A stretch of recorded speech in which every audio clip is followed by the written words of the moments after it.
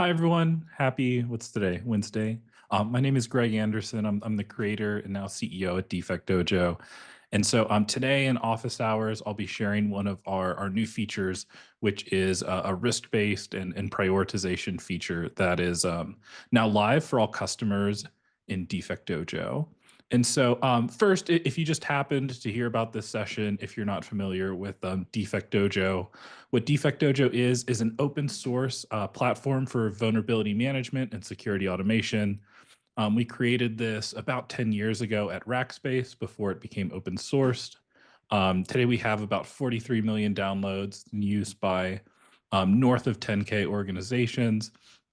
And the platform itself is all about centralizing security, doing automation, and trying to remove as much manual work as possible for security professionals. And so how we do that is we just aggregate the data together from all these different security tools, put it in one place, auto triage, deduplicate that data, and then enrich that data. And so one of the new combinations of all of our enrichment is this new risk scoring. And so we created this because the job of a security professional has never been harder.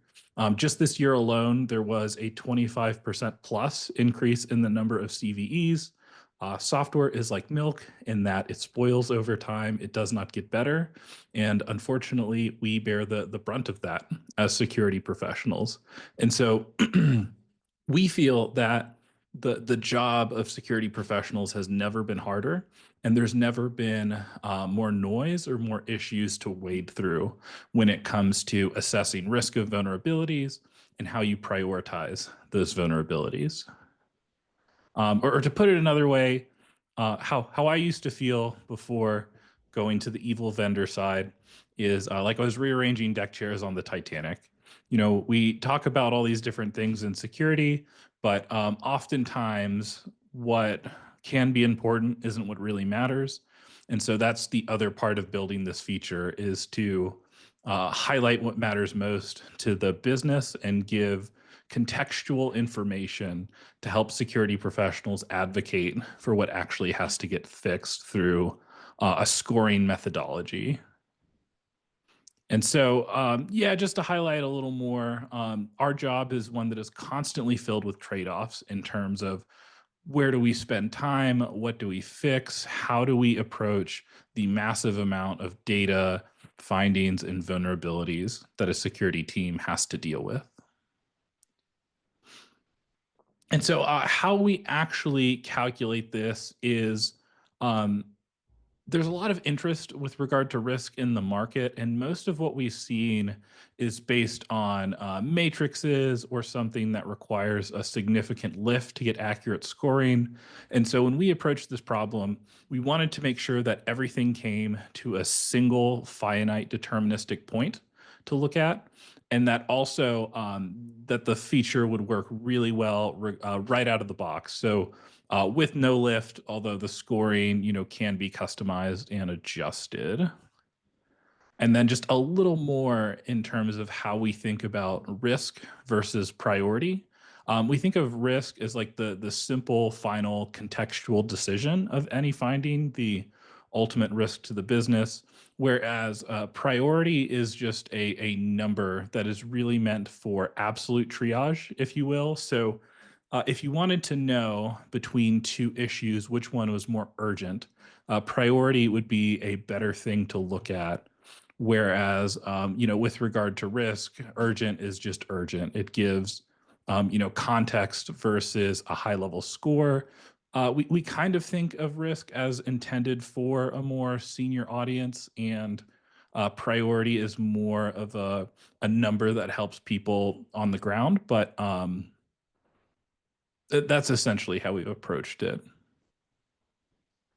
And so, with regard to how we actually calculate this and how we come up with this contextualized risk scoring, we're looking at a number of factors. So, of course, we're looking at first the base severity that's reported, and then these other factors that DefectDojo automatically gathers or you can supply.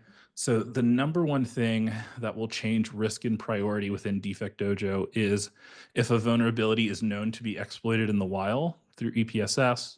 And then from there, we'll move on to look at how many endpoints is this finding affected by? Are these endpoints reachable?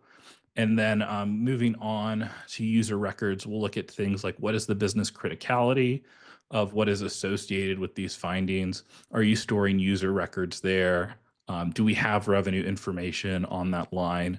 Also, it will look at things like compliance fines if certain products or projects are subject to compliance or certain compliance standards.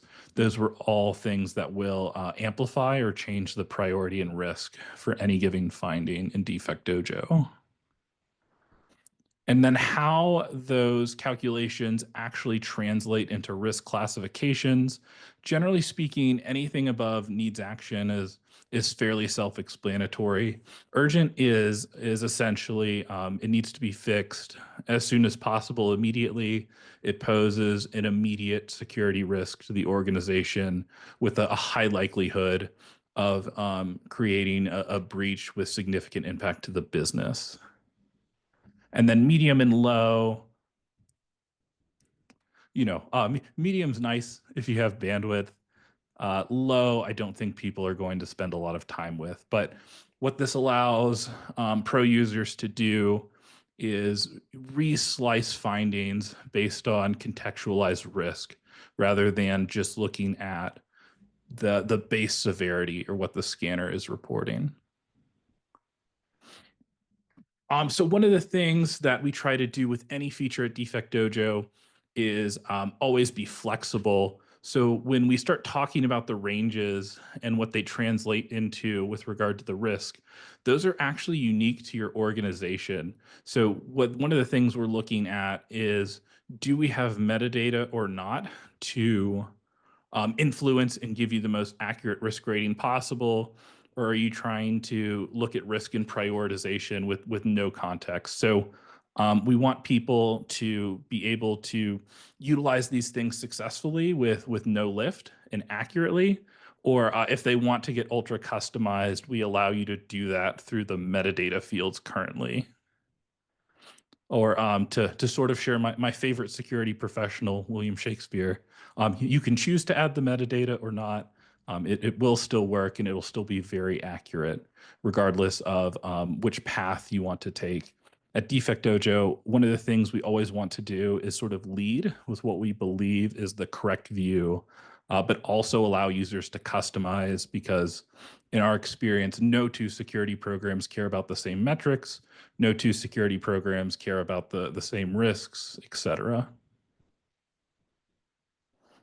Yeah, and so just going back to highlighting how these scores are made up. So with regard to the blue, those are things that DefectDojo will do automatically for you.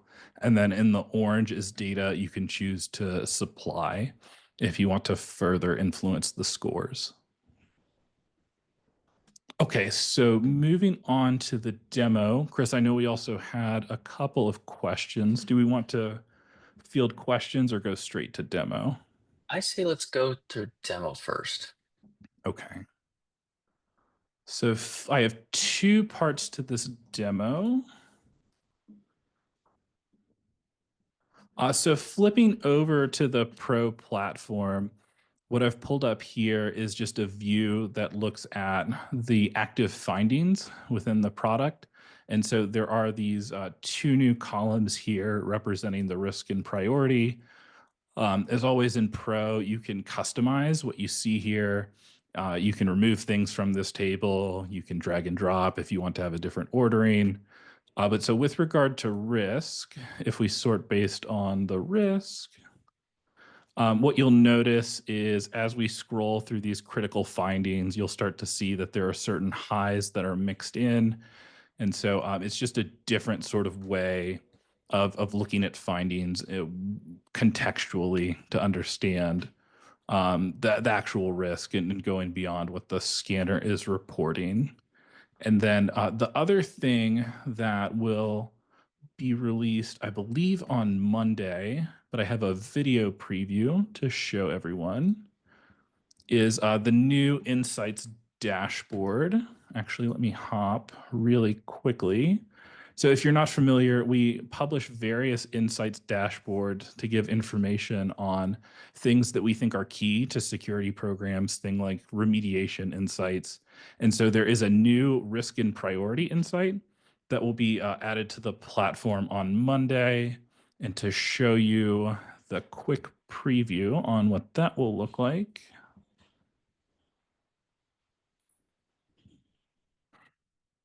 Here is that dashboard. So it will break risk down by product, by component, if you're working with SBOMs, if you're working with hosts. It gives you these insights dashboards are designed to give a comprehensive view as it relates to risk and priority.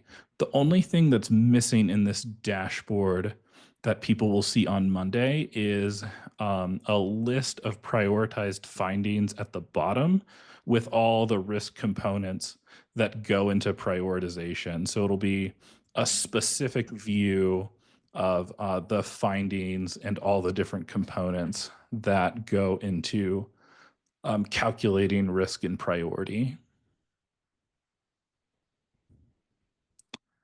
We've already had a lot of reception about this feature. Sometimes when we release a new feature, it takes time for people to absorb it, people to start using it, and us to eventually get feedback. Where this one was instant, and so we're very aware that people want further abilities to customize scores and more data source enrichment opportunities to further influence risk and priority.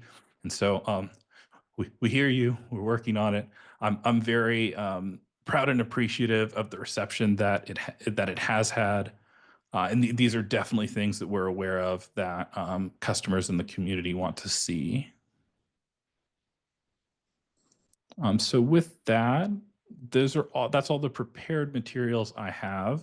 The last thing I wanted to mention is, we do have this large open source community around DefectDojo. So if these are things that you're interested in, security automation, risk and priority, please feel free to participate. It's a welcoming community. It's a warm community, and we appreciate anyone that interacts and chooses to participate in any form.